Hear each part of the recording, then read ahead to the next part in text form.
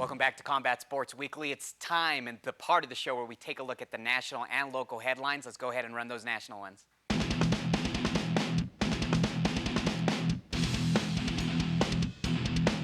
Light heavyweight great Bob Foster passed away this weekend at the age of 76. One of the greatest light heavyweight boxers of all time, who grew up in Albuquerque, South Valley, died at the age of 76. A career record of 56-8-1. Foster was undefeated in light heavyweight fights, posting an incredible 14-0-1 record in title fights. Our roundtable segment and our highlights will also focus on the life and career of Bob Foster. We stay with boxing. Miguel Cotto and Miguel Alvarez facing off at the Mandalay Bay. Saul Canelo Alvarez with a unanimous decision win, claiming the WBC middleweight title by some wide scores. Alvarez becomes just the second Mexican fighter after Julio Cesar Chavez Jr. to win a middleweight championship, again, for the country of Mexico. Tough Latin America result for you, Neil Magny and Kelvin Gastelum in a pretty entertaining fight, despite the fact that it was a little technical. Magny defeating Gastelum via split decision. Magny able to control the first 3 rounds, while Gastelum came on strong at the very end of the bout. We move on to boxing that's taking place this weekend across the pond.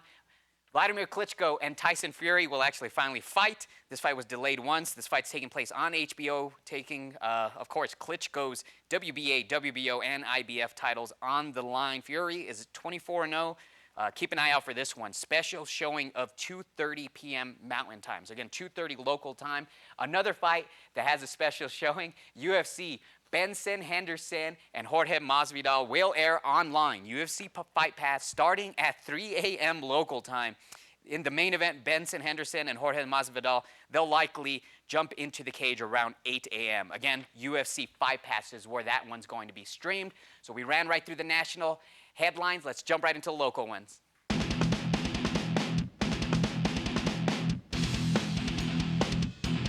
A big one here locally. Unfortunately, the ladies aren't fighting each other. Jodie Esquibel, and Amber Brown have been added to the Invicta FC 15 card taking place in Costa Mesa, California on January 16th.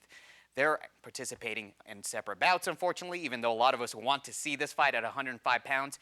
Esquibel will be moving up to the 115-pound strawweight class. She'll be facing Tough 20 alum Angela Hill, while Brown, the number 4 atom weight in the world, faces 25-fight veteran Lisa Ellis. And more local news was we mentioned at the top of this show, Diego Sanchez falling short to Ricardo Lamas in his fight in well over a year. He unfortunately dropped this decision, a unanimous decision, in Monterrey, Mexico, but you can definitely expect to see Diego back in the cage. We move back to fights that took place here in Albuquerque. King of the Cage Evolution saw the professional debut of Nico Montano, who's originally from Colorado but trains out of Fit NHB. She defeated Stacy Segala via first-round TKO. Montano, definitely a fighter to keep your eye out on, not just winning her pro debut here. Went 5-0 as an amateur. More Albuquerque fighter news. Steven Cervantes defeated the very talented Sean Bunch this weekend at Conquer Fighting Championships, November 21st event in Richmond, California. The bantamweight Cervantes, fighting out of Latrell Yee MMA, has improved to 6-0, so definitely well on his way to becoming a prospect. Another tough prospect here from the Albuquerque area, heavyweight Cody East, improves his record 11-1 overall. Defeated a late replacement here via first decision. Ray Button being that late replacement at Global Knockout 5 in Jackson, Chalk another one up for Cody East. Definitely on his run to becoming the next UFC heavyweight here out of Albuquerque. We'll jump right into the highlights. And again, it's a tribute to Bob Foster's top 5 knockouts.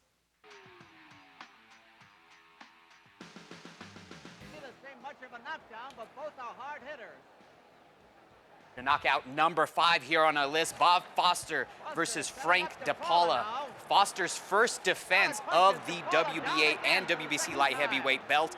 This fight took place at Madison Square Garden and was a scene for one of Foster's better performance. The 3 knockdown rule was in effect for this one, so it wasn't a straight up KO. It was a KO, meaning that those 3 knockdown rules were into effect. I think we're all glad to see those 3 knockdown rules gone now. Here's number 4, Bob Foster versus Chris Finnegan. This was Foster's first and only trip to the United Kingdom. Finnegan hung in there tough for 14 rounds, but ultimately met his fate.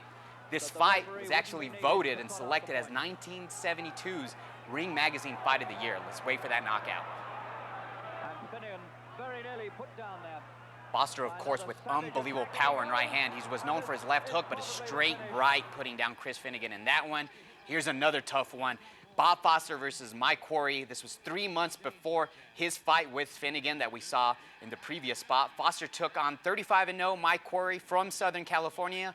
This would be Quarry's only shot at a world title in his entire career. Look at that left hook right before the round ended. 1 second left in that one. Devastating, pulverizing left hook by Bob Foster. It's not the last time we'll see that left hook here on this countdown.